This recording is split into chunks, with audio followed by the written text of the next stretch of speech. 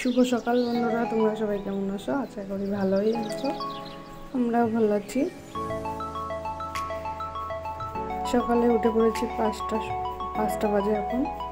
আর দেখো চারিদিকটায় কত কুয়াশা, মনে হচ্ছে যেন শীত আবার ফিরে এসছে। দেখো একদমই সেরকম লাগছে। এই যে শীত চলে যাওয়ার পর গরম চলে আসলো, আর এই গরমের মধ্যে এই যে আবার কুয়াশা পড়ছে, এতে যে কত মানুষের শরীর খারাপ করবে আর কে জানে। যাই হোক, দেখো একদম পুরো শীতের মতো কুয়াশায় ঢেকে গেছে চারিপাশটা। দেখো ধোয়া ধোয়া অন্ধকার কুয়াশায় ঢেকে গেছে। দেখ সকালবেলা উঠেছি, আমি উঠে উঠোনটা ঝাড়ু দিয়ে নিচ্ছি। আর ঝাড়ু দেওয়া আমার হয়ে গেছে। তারপর আমি চলে যাবো পেছনে। কিছু থালা বাসন আছে, রাতে খেয়ে সেগুলো তো আর রাত্রেবেলা ধোয়া হয় না, কেননা আমাদের কলটা পেছনে, আর পেছনের দিকে অন্ধকারে মানে রাত্রিবেলা একা যেতে পারি না, আর সেই জন্য বাইরে ধোয়াও হয় না রাতেরবেলা। সেই জন্য রাতে খেয়ে রেখে দেওয়া হয়। সেই রাতের বাসন কটাই আমি এখন সকালবেলা মেজে নিচ্ছি। আর বাসন কটা মাজা হয়ে গেলে আমি আবার চলে আসবো ঘরে। আর দেখো কলপাতে অনেকটা ছ্যাবলা হয়েছে। রোজই ভাবি যে পরিষ্কার করতে হবে, করবো, কিন্তু কাজের চাপে সেটা হয়ে ওঠে না। বুঝতেই পারছো, গরিবের সংসার, বাড়িতে কাজ থাকে, আর বাড়ির কাজ সেরে আমাকে আবার কখনো কখনো মাঠেও যেতে হয়। প্রতিদিন যায় না অবশ্য, যখন একটু কাজের প্রেশারটা বেড়ে যায় না মাঠে, আর তখনই আমাকে একটু মাঠে যেতে হয়। যেমন আজকেও যেতে হয়েছিল, সেই জন্য আর হয়ে উঠছে না এগুলো, যে এগুলো একটু পরিষ্কার করবো, করে উঠছে না। আর এটা করারও অবশ্যই দরকার, কেননা এই যে ছ্যাবলাটায় পা পড়লে না ছিলিপ কেটে অনেক সময় পড়ে যেতে হয়।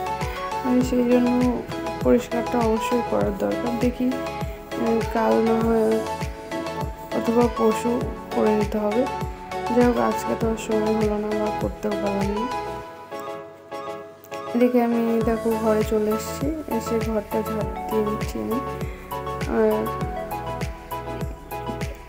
কি বলবো, এই যে ঘরটা ঝাড়ু দিয়ে নিয়ে আমি ঘরটা মুছে নিয়েছি, সেটা আর আমি তোমাদের দেখাতে পারলাম না। সবটা নিতেও পারি না, মানে ভিডিও করতে পারি না আর কি। যাই হোক, একা একা করতে হয় সবটা, ক্যামেরা ধরে দেওয়ার কেউ নেই। যখন মেয়ে একটু বাড়ি থাকে তখন ধরে দেয়, যেমন আজকে কলপাড়ে থালা বাসনগুলো মাজার সময় একটু ধরে দিয়েছিল, আবার এই জামা কাপড় নেওয়ার সময় একটু ধরে দিয়েছিল। ও তো সবসময় বাড়িতে থাকে না, পড়তে যায়, স্কুলে যায়, সেই জন্য আর হয়ে ওঠে না সবটা, ওই জন্য শেয়ার করতেও পারি না। তারপর দেখো ঘর ঝাড়ু দিয়ে আমি স্নান করে নিয়েছি, ঘরটা মুছে। আর যে স্নান করে আমি জামা কাপড়গুলো নিয়েছি যখন, তখন ও একটু আবার ক্যামেরা করে দিয়েছে। যে ও যখন বাড়িতে থাকে তখন একটু ওকে দিয়ে ধরিয়ে নিই, আর না থাকলে ওইভাবে একা একাই যা হোক করে নিতে হয় আর কি। এই যে তারপর আমি কথা বলতে বলতে তোমাদের সঙ্গে জামা কাপড় মেলে দেওয়া হয়ে গেল। আর দেখো মেলে দেওয়ার পর আমি চলে এসেছি ফুল তুলতে। যে ফুলগুলো তুলে নিলাম, ফুলগুলো তুলে নিয়ে আমি এখন যাবো পুজো দিতে। আর পুজোটা দেওয়া হয়ে গেলে চলে গেছিলাম মাঠে গেছিলাম। মাঠে আমাদের যে কাকরুল করেছে সেটার ফুল ছোঁয়াতে।